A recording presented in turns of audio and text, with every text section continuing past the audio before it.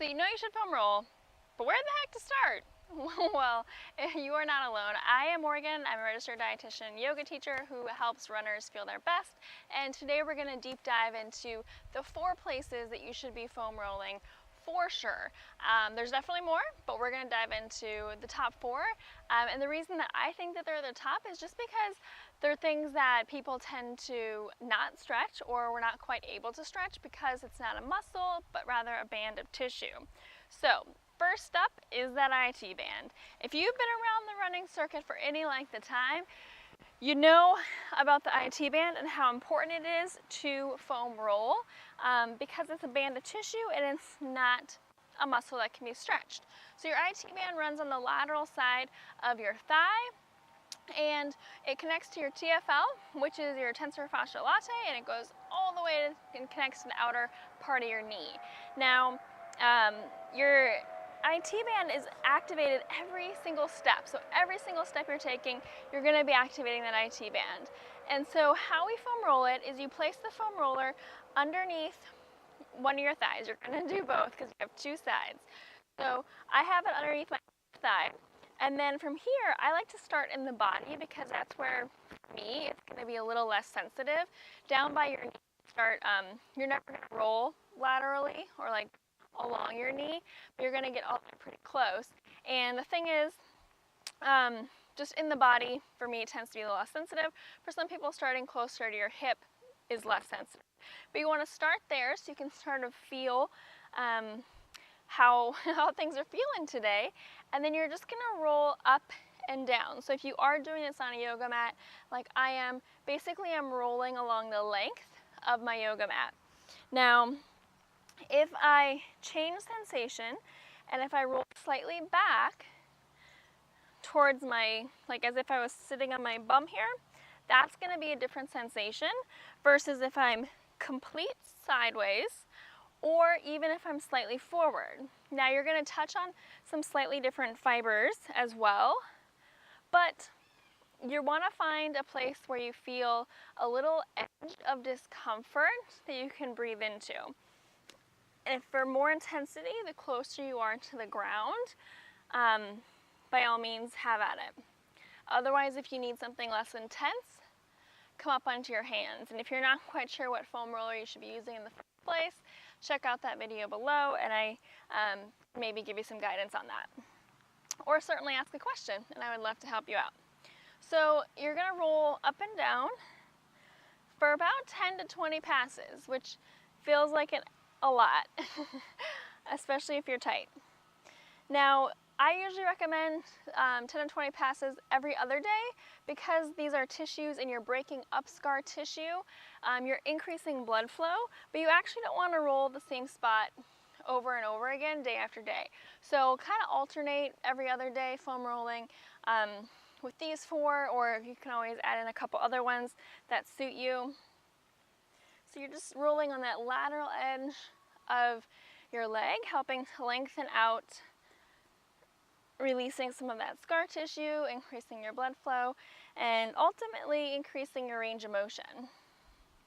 So we're going to do the other side because I'm assuming that you're doing it with me, and if you're just watching this video, pop on your foam roller. Get some good use out of this, because what I find is that foam rolling is a lot like flossing our teeth. We know we should be doing it, but we don't always do it as often as we think we should. Or maybe what our dentist wants, right? So you may notice I'm doing my right side now, which is, whew, Nelly. It's a lot tighter than the left. Usually your dominant side is gonna feel a little bit more intense, but again, if you find that intensity, maybe even want to hang out in that spot a little bit. So I sometimes have to pull off on some of my weight, so I'm not putting as much pressure on it. Deep breaths in through your nose and out through your nose. And I also notice that sometimes on the more intense side, I inadvertently do it a shorter amount of time. So if you fall into that category, sometimes it's helpful to have your phone nearby to set a timer for each side, and then that way you know that you have equal amount, especially if you're not doing just like 10 equal passes, or if you kind of lost track of count or lost track of where you're at, that can be super helpful. Ooh. Okay, so if you need to hang on here longer, certainly feel free to do so. I am going to move on. Oh my gosh, so intense. So the second place that I think it's really important for runners to foam roll is your glute medius. Now, your glute medius, let me just adjust everything here. It's going to be a thinner muscle, so we're familiar with the glute maximus, which is obviously a really big glute. But your medius is actually really important in the running stride as well, and it's a deeper underlayer one, so it's a good one for getting into on the foam roller. And if you're curious about any of these in specific, I do link to some of those videos that you can learn more about the muscles, because I do think it's important if you're into the body like me, and if you're a runner, to kind of know what's going on in your body. So bring the foam roller underneath your left glute, and you're kind of off to the side, off to that left side a little bit. So my right glute is elevated off of the foam roller. Now I'm going to flex my left foot and flare my toes. This helps protect my knee. If I just have my foot loosey-goosey, my knee is in a pretty vulnerable position here. So I want to flex my foot, flare my toes, and then I'm just going to massage and work into that space. That feels good. Deep breath in. Watch the birds. And deep breath out.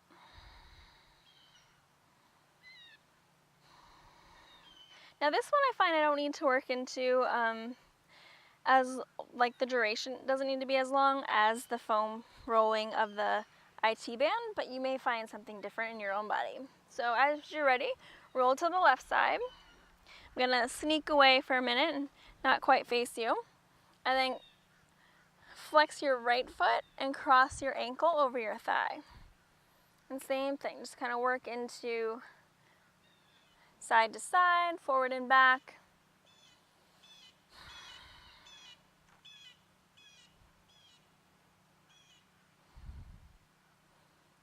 Oh.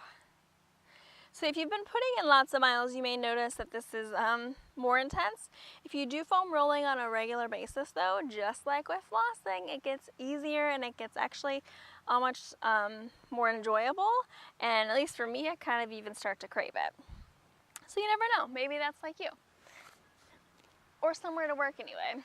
So first thing, IT band. Second thing, that glute medius. You can do more of your glutes and into your low back. I just find that glute medius, where we do that leg crossing, tends to be something that we forget about with foam rolling, and it's really important.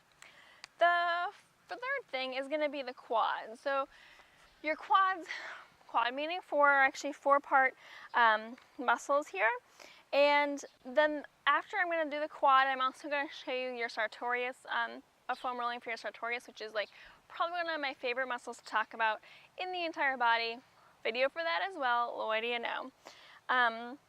But your sartorius is the longest muscle in your body, and so it wraps from the outer part of your hip, and then it crosses interior into your leg, and then it connects down just below your knee on your tibia. And your quads as well as your sartorius are going to be hip flexors. So what that means is flexing your hip is the action when your knee comes up. So if you think about when you're running, how often does this happen? Oh, I don't know, quite a bit, right? Like you're always doing that, whether you're marching in place like I am right now, or more realistically running. So your hip is flexing a lot, you're having that action a lot, which means that that muscle is getting activated, both your sartorius and then the whole group of quad muscles are getting activated all the time with every step. And when they get activated, they shorten and they tighten. And so with the help of a foam roller, we can begin to lengthen, or at least in yoga, of course. Gotta get that yoga in there.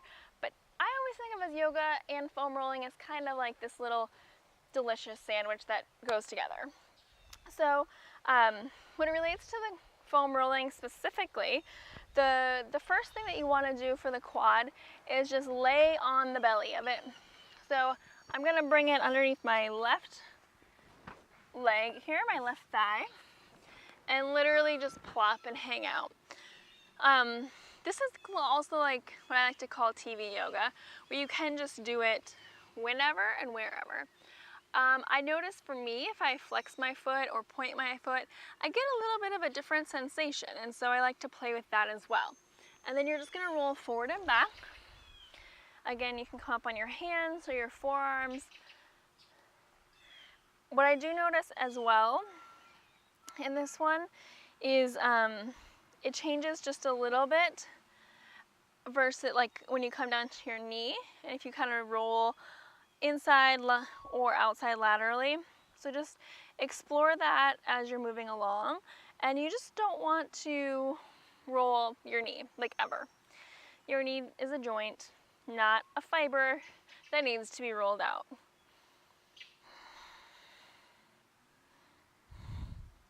And again, for the sake of time, I could stay here for a really, really long time, but I know you want to see all of it, or at least I think you do.